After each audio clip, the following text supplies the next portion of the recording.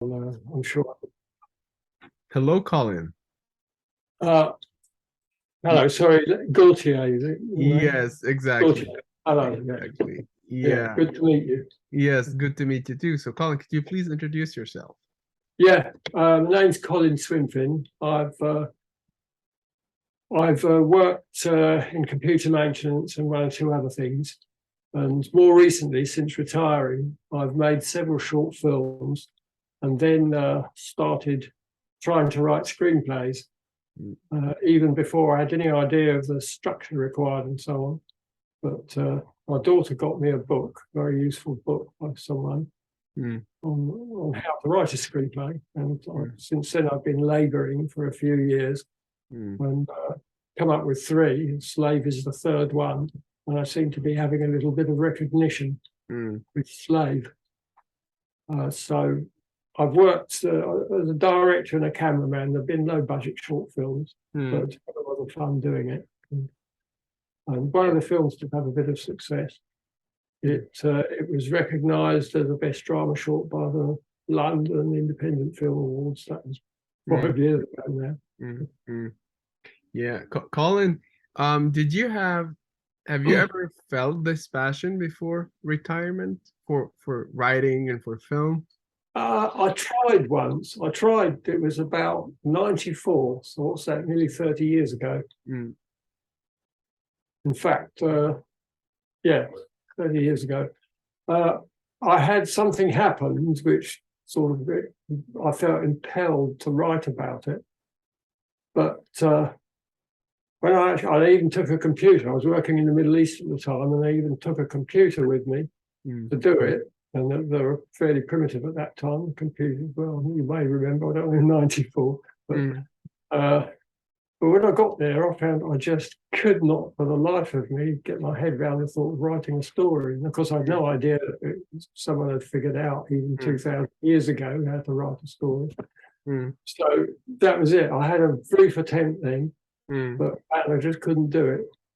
But since then, I worked in call centres for a few years, and it might sound rather daft, but that enabled me to learn to put a sentence together. Yeah. Cool. Yeah. Yeah. What's the genre that you like to talk about? The genre, well, this particular one, do you mean this one, Slave, I call it? Yeah. Yeah. Well, the genre is, I guess the nearest to it is the same one as a film. Well, it's the same genre as Blade Runner, apparently, which is it's a fancy modern name. I've forgotten exactly what it's called. It's not science fiction, it's not fantasy, but it's somewhere between the two. It'll come to me in a minute. And also with a touch of horror, this particular story. But I guess the safest thing to call it is science fiction. Yeah. Now, Colin, tell us about this script without spoiling the end, of course. Okay. All right. Okay. Well, it's about a human-like robot, Tina 7X4, that inspires three friends to temporarily abandon their loyalty to the slave corporation and help her. Stephen's a system engineer, and Jessica is a language specialist, and Frederica works in a style boutique. Stephen and Jessica work at head office, fine-tuning the machine control software.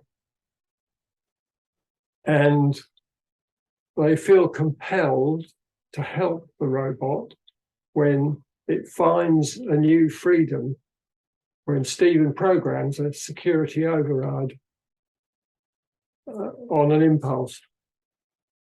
The robot walks out of head office as planned, but not as planned. It's immediately missed by slave security.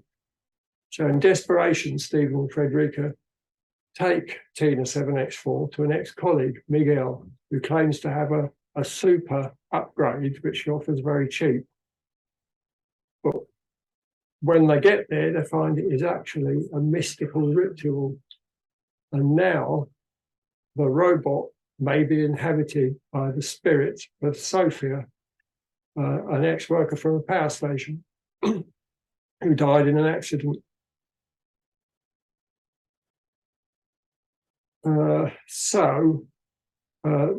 Tina now decides that she calculates, let's say, being a machine, she calculates that she must stay out of slave corporation. She mustn't go back. So Frederica helps her to keep on the move and evade capture. She wants the robot to work in the boutique as a model. But slave corporation has other ideas. They manufacture and sell the robots. And after a couple of heavy-handed attempts by the security crew to capture her, when she goes to visit a previous model, 4D10, that works in a garage parts store, both are captured by MEX, a military supplier. It appears all is lost, but Tina executes, with the help of 4D10, a daring escape. The following evening in the bar, Tina and Jessica overhear the MEX chief exec, Jake, discussing with one of the slave security guys a moonlighting operation to kidnap people and process them, let's say, to obtain their spirits for robots. So the three friends and Tina hatch a plan to follow the slave SUV and get video evidence and hopefully win Tina's freedom officially. So without telling the ending, that's as far as I can go. Yeah, so interesting. Do you have any influences writing this story, like any other robot stories or any other, like maybe... Well, there are influences which I didn't realize at the time when I was first writing it, but on re-watching a series called Better Than You, Better Than Us, actually a Russian series, I realized that I got some of the stuff from that. It wasn't a big deal, and that was about 20 episodes. I thought it was very good. It showed a sort of cynical Russian attitude to life, and with a different take. Blade Runner was bound to have influenced me, and most people who write about robots treat them like they're they're devoid of emotions, which you would expect them to be. Colin, what was the biggest challenge writing this story?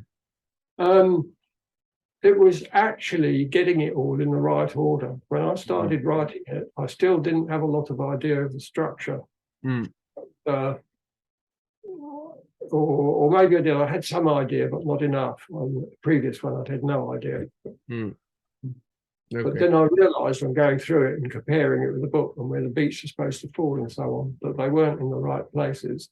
And it was fairly clear that it wasn't going to get very far at any festival or anywhere if these things didn't at least occur in the right places.